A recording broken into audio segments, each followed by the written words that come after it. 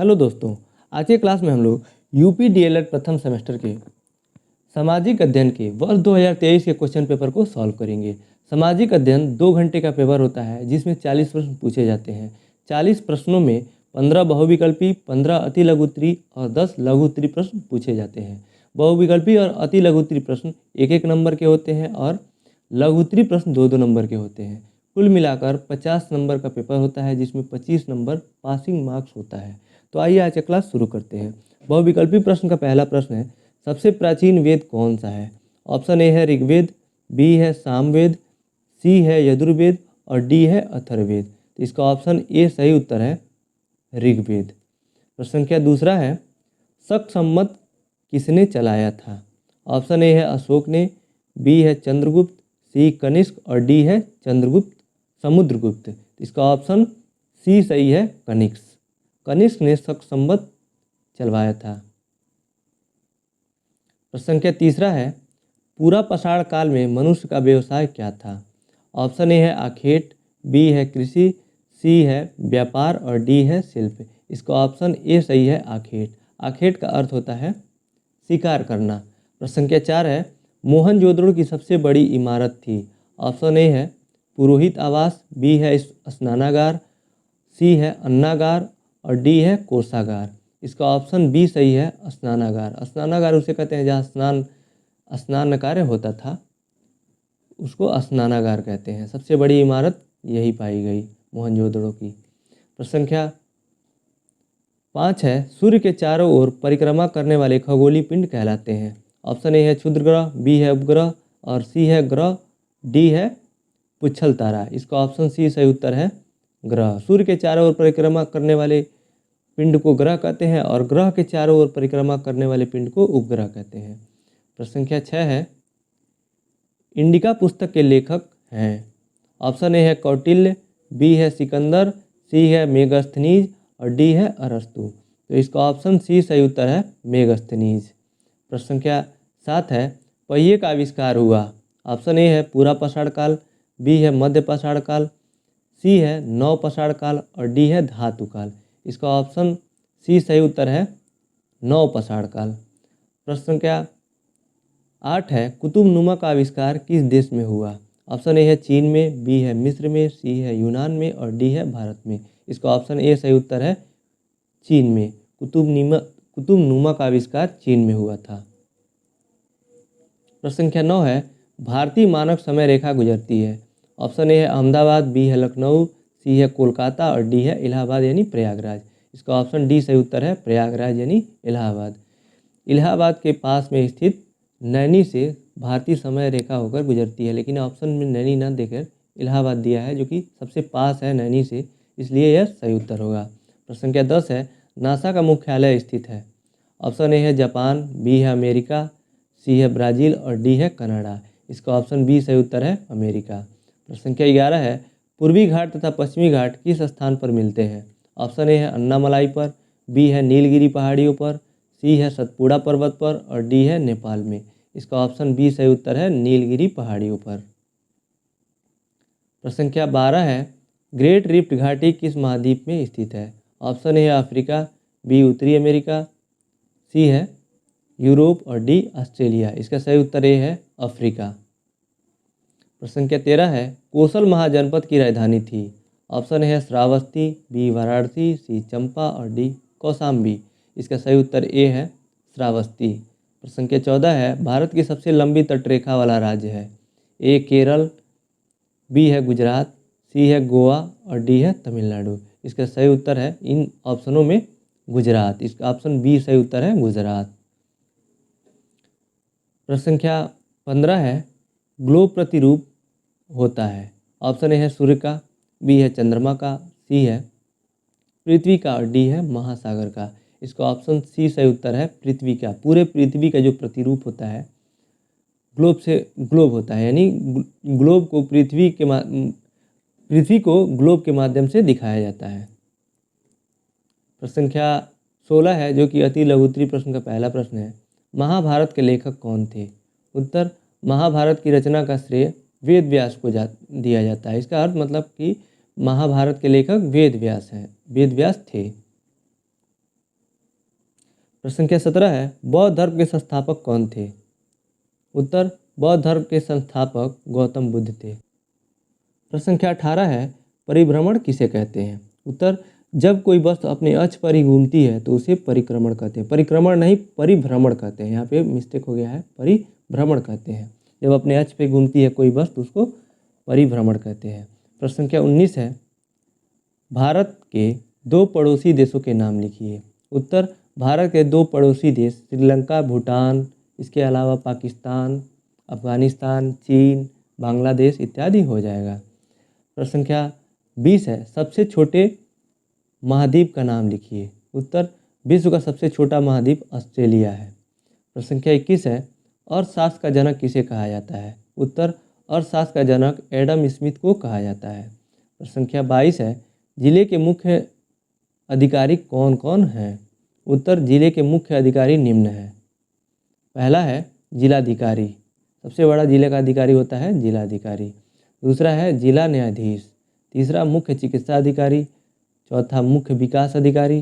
पांचवा जिला बेसिक शिक्षा अधिकारी। छठवां जेलर। सातवां वरिष्ठ पुलिस अधीक्षक। ये सभी जिले के मुख्य अधिकारी होते हैं। इनमें आप 2-3 का नाम लिख देंगे तब भी आपको नंबर मिल जाएगा। वैसे आप इसको तैयार कर लीजिएगा।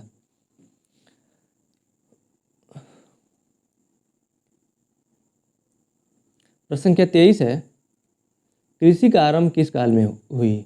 उत्तर, कृषि का आरंभ पूरा पाषाण काल में के अंत में हुई थी। पूरा पाषाण काल के अंत में हुई थी। प्रश्न संख्या 24 है, नगर निगम की आय का स्रोत क्या है? उत्तर, नगर निगम की आय का स्रोत निम्न है। पहला है जल कर, दूसरा है मनोरंजन कर, तीसरा है गृह कर और चौथा है विज्ञापन संबंधी बैनर इत्यादि। प्रश्न संख्या 25 है, हड़प्पा सभ्यता के प्रमुख देवी देवता के नाम लिखिए। उत्तर, हड़प्पा सभ्यता के प्रमुख देवी देवता के नाम मातृदेवी, पशुपति शिव, प्राकृतिक शक्ति, सूर्य, जल, अग्नि आदि है। प्रश्न संख्या 26 है, सिंधु घाटी सभ्यता और वैदिक सभ्यता का कोई एक अंतर लिखिए। उत्तर, वैदिक सभ्यता ग्रामीण संस्कृति लगती है, जबकि सिंधु सभ्यता के लोग सुनियोजित नगरीय जीवन से भली भांति परिचित थे। यानी जो सिंधु घाटी सभ्यता थी ये शहरी थी और वैदिक सभ्यता जो थी ग्रामीण थी। ये एक प्रमुख अंतर हो जाएगा। प्रश्न संख्या 27 है, पृथ्वी के किस भाग में सूर्यताप अधिकतम प्राप्त होता है?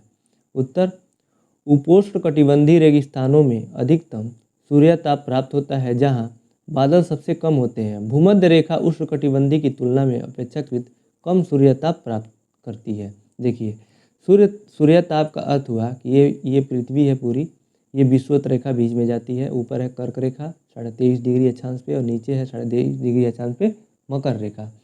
सूरज यहाँ कर्क रेखा तक जाता है मतलब सीधा चमकता है और यहाँ इधर मकर रेखा तक। सबसे बीच में है ये कर्क रेखा, सबसे सीधा यहाँ पे 90 डिग्री पे चमकता है।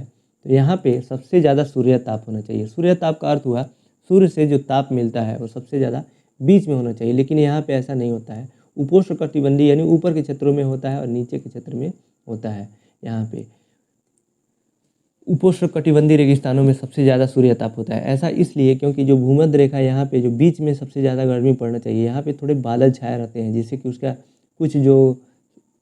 जो सूर्य का ताप होता है बादल के वजह से यहाँ पे विषुवत रेखा पे नहीं प्राप्त होता है। इसलिए उपोष्णकटिबंधीय क्षेत्रों में सबसे ज़्यादा सूर्यताप होता है, तो इसको आप ध्यान में रखेंगे। प्रश्न संख्या 28 है, विषुवत रेखा को कौन सी नदी 2 बार काटती है? उत्तर, अफ्रीका की कांगो नदी विषुवत रेखा को 2 बार काटती है। कांगो नदी को जायरे नदी भी कहते हैं। इसी के साथ आप कर्क रेखा का भी पूछ देगा, कर्क रेखा को कौन सी नदी काटती है और मकर रेखा को, तो कर्क रेखा को माही नदी 2 बार काटती है जो कि भारत में ही बहती है, और मकर रेखा को लिम्पोपो नदी 2 बार काटती है जो कि साउथ अमेरिका यानी दक्षिणी अमेरिका में बहती है। प्रश्न संख्या 29 है, सिकंदर के आक्रमण के 2 राजनीतिक प्रभाव को लिखिए। उत्तर, सिकंदर के आक्रमण के 2 राजनीतिक प्रभाव निम्नलिखित हैं। पहला है, सिकंदर के आक्रमण के कारण प्राचीन यूरोप तथा प्राचीन भारत के मध्य संपर्क स्थापित हुआ। दूसरा, सिकंदर के भारत पर आक्रमण के साथ कई स्वतंत्र राज्यों का अंत हो गया। ये 2 मुख्य प्रभाव हो जाएंगे। प्रश्न संख्या 30 है, प्राचीन काल के 2 महाकाव्यों का नाम लिखिए। उत्तर, प्राचीन काल के 2 मुख्य महाकाव्य निम्न है। पहला है रामायण और दूसरा है महाभारत। रामायण के जो रचयिता है वाल्मीकि जी हो जाएंगे और महाभारत के वेद व्यास। प्रश्न संख्या 31 है, जो कि लघु उत्तरीय प्रश्न का पहला प्रश्न है।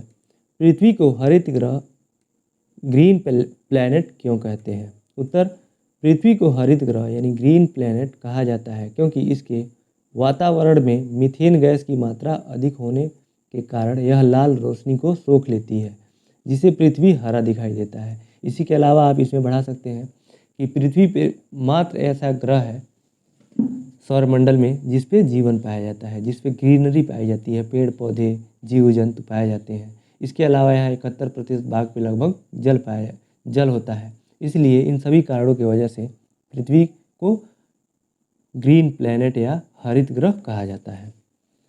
प्रश्न संख्या 32 है, मौर्य साम्राज्य के पतन का कारण स्पष्ट करें। उत्तर, अशोक की मृत्यु के बाद मौर्य साम्राज्य तेजी से पतन की ओर बढ़ता रहा। इस प्रकार के मौर्य साम्राज्य के पतन के कई कारण थे। पहला है, सबसे पहला कारण अकेंद्रीय भाव की प्रवृत्ति थी। दूसरा है अयोग्य उत्तराधिकारी के हाथों में सत्ता आने के कारण, जो जिस सेना के उत्तराधिकारी हो गए या फिर राजस्व के उत्तराधिकारी हो गए, अलग अलग विभाग के जो उत्तराधिकारी थे उनका योग्य न होना। तीसरा है आर्थिक और सांस्कृतिक असमानताएं। चौथा है प्रांतीय शासकों के अत्याचार। पांचवा है विदेशी आक्रमण और छठवां साम्राज्य के 2 भागों में विभाजन करना आदि। ये सभी मौर्य साम्राज्य के पतन के कारण है। प्रश्न संख्या 33 है, व्यक्तिगत आय किसे कहते हैं? देखिए यहाँ पे ये अर्थशास्त्र का प्रश्न है, इकोनॉमी का प्रश्न है। इस सामाजिक अध्ययन में आपको भूगोल, इतिहास, नागरिक शास्त्र, इकोनॉमिक्स सभी पढ़ने को मिलेगा। इसमें से सभी से कुछ कुछ प्रश्न पूछे जाते हैं। ये सभी को मिला के एक ही सब्जेक्ट डीएलएड में है, सामाजिक अध्ययन। तो इसी के अंतर्गत सबका अध्ययन करना है। उत्तर दिया इसका, व्यक्तिगत आय उस आय को कहते हैं जो किसी देश में 1 वर्ष की अवधि में मजदूरी, निवेश, उद्यमों और अन्य उपक्रमों से व्यक्तियों या परिवारों द्वारा कमाई की गई सभी आय का योग होता है। यह व्यक्तिगत आय किसी व्यक्ति की भलाई और रहने की स्थिति को महत्वपूर्ण रूप से प्रभावित करती है। व्यक्तिगत आय के स्रोतों में रोजगार से अर्जित किया गया धन, निवेश द्वारा भुगतान किया गया लाभांश और वितरण, संपत्ति के स्वामित्व से प्राप्त किया गया किराया और व्यवसायों से लाभ साझा करना शामिल है। इसी में आगे दिया है, व्यक्तिगत आय की गणना करते समय किसी स्थानांतरण भुगतान को राष्ट्रीय आय में जोड़ा जाता है। राष्ट्रीय आय उस मूल्य को कहते हैं जो किसी राष्ट्र द्वारा एक वित्तीय वर्ष में उत्पादित वस्तुओं और सेवाओं से प्राप्त होता है। अगला प्रश्न है प्रश्न संख्या 34, जिलाधिकारी के कर्तव्यों का वर्णन कीजिए।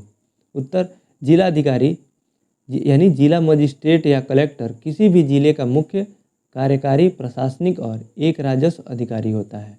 वह जिले में कार्य कर रही विभिन्न सरकारी एजेंसियों के मध्य समन्वय बनाए रखने का कार्य करता है। इसके अतिरिक्त एक जिलाधिकारी के अन्य कार्य भी हैं, जैसे कि पहला है जिले के सभी विभागों का समय समय पर निरीक्षण करना तथा उन पर नियंत्रण रखना। दूसरा है जिले के लॉकअप और जेलों के प्रशासन पर अधिकार रखना।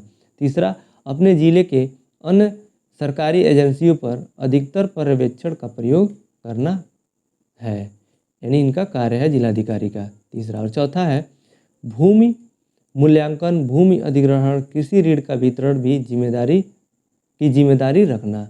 और पांचवा जो कार्य है जिलाधिकारी का, सभी प्रकार की आपदाओं के समय आपदा प्रबंधन करना।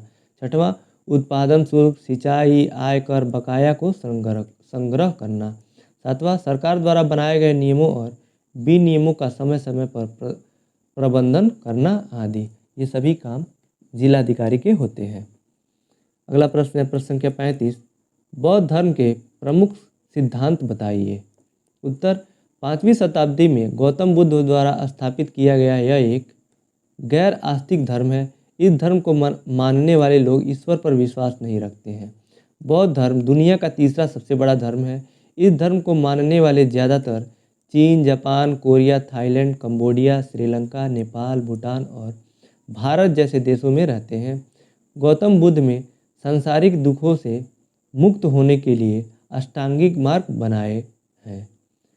अष्टांगिक मार्ग कौन कौन से हैं? 8 होते हैं। देखिए, सम्यक दृष्टि, सम्यक संकल्प, सम्यक वाणी, सम्यक कर्मात, सम्यक आजीव, सम्यक व्यायाम, सम्यक स्मृति और सम्यक समाधि। ये जो 8 हैं अष्टांगिक मार्ग बताए हैं, बौद्ध धर्म में बताया गया है।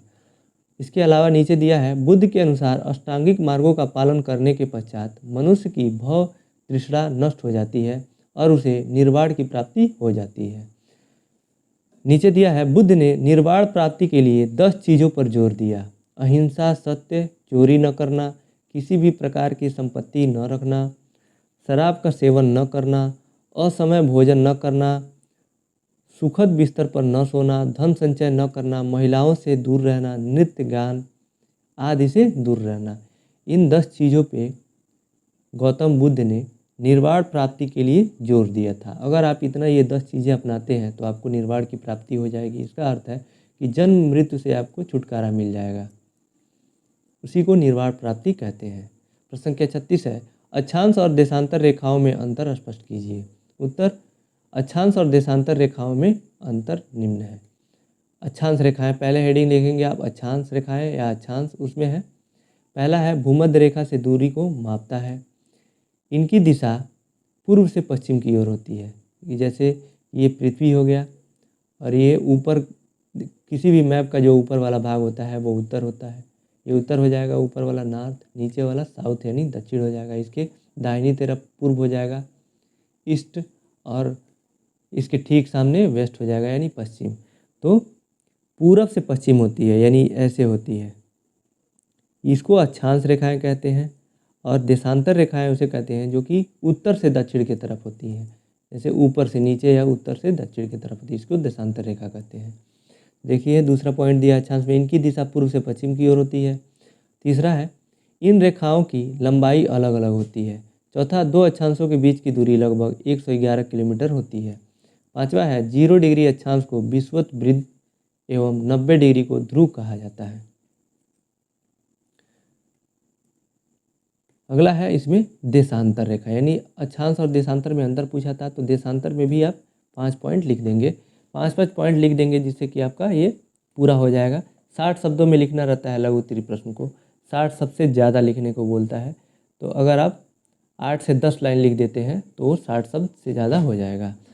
पहला पॉइंट है देशांतर में, यह प्रधान मध्याह्न रेखा से दूरी को मापता है। दूसरा, इन रेखाओं की दिशा उत्तर से दक्षिण की ओर होती है, ऐसे ऊपर से नीचे की ओर यानी उत्तर से दक्षिण की ओर। तीसरा है, इन रेखाओं की लंबाई समान रहती है। चौथा है, 2 देशांतर के बीच की दूरी लगभग 111.32 किलोमीटर होती है। पांचवा है, देशांतर 360 डिग्री के होते हैं जो प्रमुख यमोत्तर से पूर्व एवं पश्चिम दोनों ओर 180 डिग्री में बटे होते हैं। प्रश्न संख्या 37 है, जैवमंडल को समझाइए। पर्यावरण के 3 प्रमुख परिमंडल स्थलमंडल, जलमंडल व वायुमंडल होते हैं। पृथ्वी पर रहने वाले सभी जीवधारी जो मिलाकर जैवमंडल, सभी जीवधारियों को मिलाकर जैवमंडल यानी बायोस्फीयर बनाते हैं। ये पर्यावरण के दूसरे मंडलों के साथ पारस्परिक क्रिया करते हैं। जैवमंडल में पृथ्वी पर पाए जाने वाले सभी जीवित घटक शामिल हैं। जैवमंडल सभी पौधों, जंतुओं, प्राणियों, जिसमें पृथ्वी पर रहने वाले सूक्ष्म जीव भी हैं, और उनके चारों तरफ के पर्यावरण के पारस्परिक अंतर संबंध से बनता है। जैवमंडल और इसके घटक पर्यावरण के बहुत महत्वपूर्ण तत्व हैं। ये तत्व अन्य प्राकृतिक घटकों जैसे भूमि, जल, मिट्टी के साथ पारस्परिक क्रिया करते हैं। ये वायुमंडल के तत्वों जैसे तापमान, वर्षा व सूर्य के प्रकाश से भी प्रभावित होते हैं। देखिए, जो मुख्यतः जैवमंडल होता है, पृथ्वी पे जलमंडल और स्थलमंडल और वायुमंडल तीनों को मिला के और आसपास की जितने चीज़ें हैं, पेड़ पौधे, नदी, तालाब, बिल्डिंग्स, स्कूल और चिड़ियाघर, जो मतलब जो भी दिख रहा है आपको, सभी चीज़ों को मिलाकर, सूक्ष्म जीव भी, जानवर भी, उसमें कीड़े मकोड़े, सभी को मिलाकर को जैवमंडल कहा जाता है। उनके सभी आसपास के पर्यावरण भी उसमें शामिल होता है। इस सबको जैवमंडल कहा जाता है। प्रश्न संख्या 38 है, भारत की प्राकृतिक वनस्पतियों का वर्णन कीजिए। उत्तर, भारत में विभिन्न प्रकार की प्राकृतिक वनस्पतियाँ पाई जाती हैं, जैसे हिमालय पर्वतों पर शीतोष्णकटिबंधीय उगती हैं। पश्चिमी घाट तथा अंडमान निकोबार द्वीप समूह में उष्णकटिबंधीय वन व मैंग्रोव तथा राजस्थान के मरुस्थलीय और अर्ध मरुस्थलीय क्षेत्रों में विभिन्न, यह अर्थ नहीं है, यह अर्ध मतलब आधा मरुस्थलीय क्षेत्रों में विभिन्न प्रकार की झाड़ियाँ, कैक्टस और कांटेदार वनस्पति पाई जाती हैं। मिट्टी और जलवायु में विभिन्नता के कारण भारत में वनस्पति में क्षेत्रीय विभिन्नताएं पाई जाती हैं। प्रमुख इसी में दिया हुआ है, प्रमुख वनस्पति प्रकार तथा जलवायु परिस्थिति के आधार पर भारतीय वनों को निम्न प्रकारों में बांटा जा सकता है। पहला है उष्णकटिबंधीय सदाबहार एवं सदाबहार वन, यानी उष्णकटिबंधीय सदाबहार वन। इनको उष्णकटिबंधीय सदाबहार वन भी कहते हैं अथवा केवल सदाबहार वन भी कहते हैं। दूसरा है उष्णकटिबंधीय पर्णपाती वन। तीसरा उष्णकटिबंधीय कांटेदार वन। चौथा पर्वतीय वन और पांचवा वेकांचली व अनूप वन। अगला प्रश्न है प्रश्न संख्या 39, नगर निगम की संरचना एवं कार्यों का वर्णन कीजिए। उत्तर, नगर निगम की संरचना, हेडिंग लिखेंगे, नगर निगम एक सीमित होती है जिसका गठन पंचायती राज व्यवस्था के नियम अधिनियम 1835 के अंतर्गत किया जाता है। वह शहरी स्थानीय सरकार जो 10 लाख से अधिक आज़ादी, यहाँ आज़ादी नहीं है आबादी है, आबादी वाली महानगर के विकास के लिए कार्यरत है, उसे भारत के नगर निगम के रूप में जाना जाता है। नगर निगम के सदस्यों का चुनाव प्रत्यक्ष रूप से लोगों द्वारा किया जाता है, जिन्हें सभासद कहा जाता है। नगर अध्यक्ष नगर निगम का प्रमुख होता है। नगर निगम एक वार्ड समिति से बनता है। प्रत्येक वार्ड में वार्ड समिति की एक सीट होती है, जिसमें सदस्यों को वयस्क मताधिकार के आधार पर 5 साल के लिए चुना जाता है। नगर निगम के कार्य निम्नलिखित है। नगर निगम का संरचना पूछा था और कार्य भी पूछा था, तो ये कार्य है। पहला है पीने की पानी का व्यवस्था करना। दूसरा सड़क बनवाना और उसकी मरम्मत करवाना। तीसरा आर्थिक और सामाजिक विकास के लिए योजना बनाना। चौथा है सार्वजनिक स्वास्थ्य संरक्षण और ठोस अपशिष्ट का प्रबंधन करना। पांचवा है घरेलू, औद्योगिक और वाणिज्यिक प्रयोजन के लिए जल आपूर्ति करना आदि नगर निगम के मुख्य कार्य होते हैं। अगला प्रश्न है जो कि इस प्रश्न पत्र का अंतिम प्रश्न है, हिमालय को कितनी श्रेणियों में बांटा गया है? इन श्रेणियों का नाम लिखते हुए हिमालय से होने वाले लाभ बताइए। उत्तर, भूवैज्ञानिक और संरचनात्मक रूप से हिमालय को मुख्यतः 4 श्रेणियों में विभाजित किया गया है, यानी बांटा गया है। पहला है ट्रांस हिमालय, दूसरा मध्य हिमालय, तीसरा महान हिमालय और चौथा शिवालिक या निम्न हिमालय, शिवालिक की पहाड़ियाँ या निम्न हिमालय। ये सभी हिमालय व्यक्तिगत जीवन में निम्न प्रकार से लाभप्रद है। पहला है हिमालय जलवायु बाधा के रूप में कार्य करता है, जो मध्य एशिया की ठंडी और सूखी हवाओं से बचाता है। दूसरा, उत्तरी भारत में यह वर्षा का कारण बनता है, जो मानसून पवनों को रोककर बारिश में मदद करती है। और इसके अलावा हो जाएगा कि हिमालय से विभिन्न प्रकार की जड़ी बूटियाँ पाई जाती हैं, जिससे कि औषधि बनता है और आयुर्वेदिक दवाएं बनती हैं। और हिमालय से विभिन्न प्रकार की बहुमूल्य लकड़ियाँ पाई जाती हैं। और हिमालय में बहुत से जानवरों को रहने का संरक्षण भी देता है। हिमालय जानवरों को, पक्षी को रहने का संरक्षण भी देते हैं। ये सभी लाभ हो जाएंगे। तो इसी के साथ आज का क्लास यहीं समाप्त होता है। आज का क्लास आपको कैसा लगा आप कमेंट बॉक्स में बताइएगा। अगर आपको अच्छा लगा तो इस वीडियो को लाइक कीजिए, अपने दोस्तों के साथ शेयर कीजिए और चैनल पे नए हैं तो चैनल को सब्सक्राइब कीजिए। इससे संबंधित PDF के लिए आप टेलीग्राम ग्रुप ज्वाइन कर सकते हैं, जिसका लिंक डिस्क्रिप्शन में दिया हुआ है। इस वीडियो को देखने के लिए आपका बहुत बहुत धन्यवाद दोस्तों।